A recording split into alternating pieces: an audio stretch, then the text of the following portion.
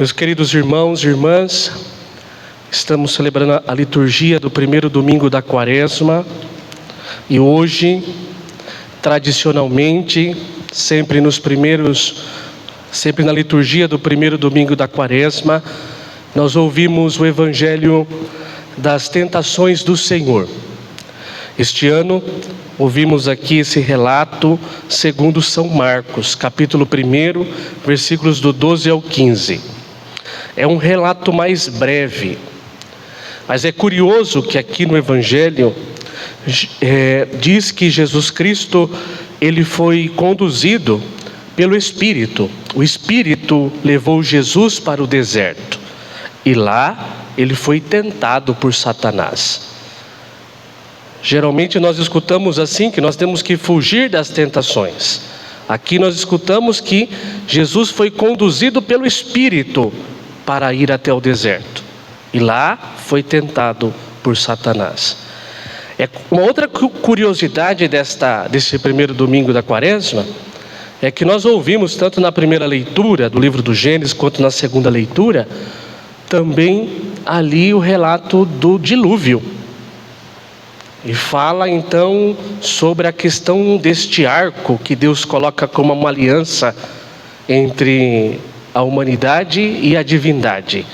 Que Deus, a partir daquele arco, daquela aliança, ele ia sempre se lembrar que ele não ia mais enviar o dilúvio sobre a terra. Bom, o que tem a ver o dilúvio com as tentações de Cristo? Na mente da igreja primitiva, dos primeiros séculos, da igreja dos primeiros séculos, a imagem do dilúvio era vista também como sendo a arca, o povo que foi salvo por Deus, que estava por em cima das tentações. A água era sinal de morte, de tentação.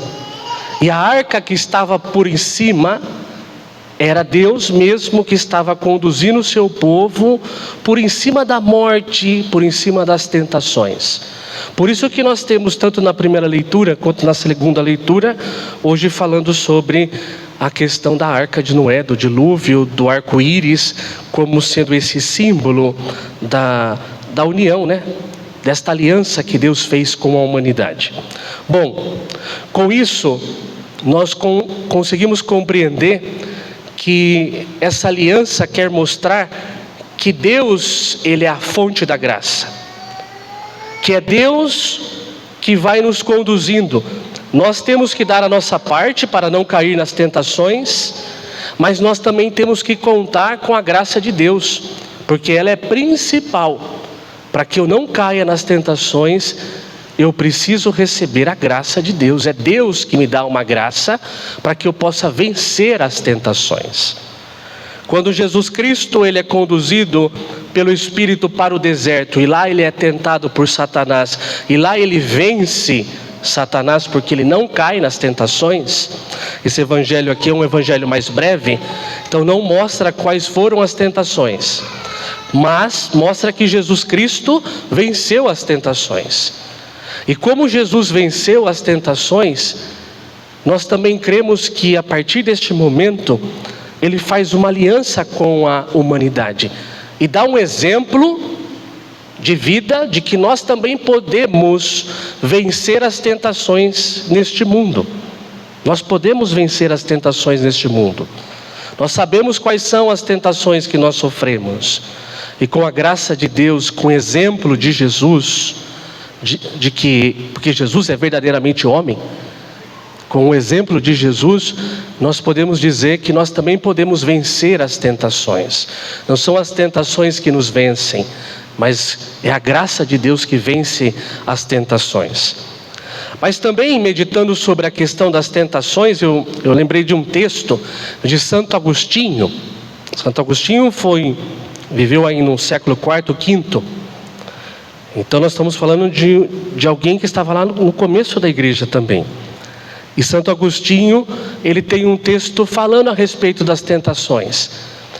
Ele quis mostrar que Deus não nos tenta, mas Deus, ele utiliza de todas as formas para que possamos crescer. Então Ele pode utilizar de um mal que acontece para nós, para que possamos receber um bem maior. Então Ele dizia assim: ninguém conhece a si mesmo se não é tentado, nem pode ser coroado se não venceu, nem vencer se não combateu, e nem combater se carece de inimigo e tentação. Ou seja, quando nós vencemos as tentações, nós conseguimos sair mais fortes daí. E nós conseguimos ser coroados por Deus, porque Ele diz: muito bem, você se fez fraco, você confiou na minha graça, e através da minha graça, você conseguiu vencer as tentações. E aí nós somos coroados por Deus, e aí nós vencemos, e aí nós nos conhecemos. É claro que ninguém tem que ficar buscando as tentações. A igreja fala que nós temos que fugir das tentações.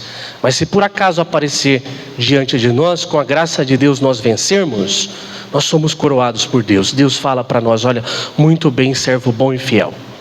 Então vamos pedir nessa liturgia desse primeiro domingo, uma confiança maior na graça de Deus.